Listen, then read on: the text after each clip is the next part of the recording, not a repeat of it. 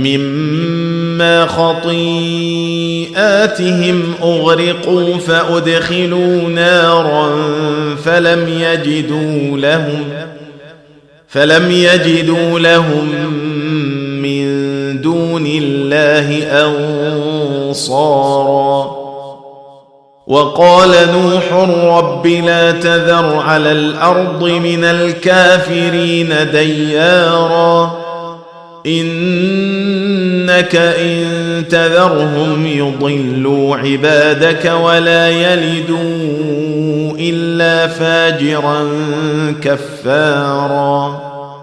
رب اغفر لي ولوالدي ولمن دخل بيتي مؤمنا وللمؤمنين والمؤمنات ولا تزد الظالمين إلا تبارا.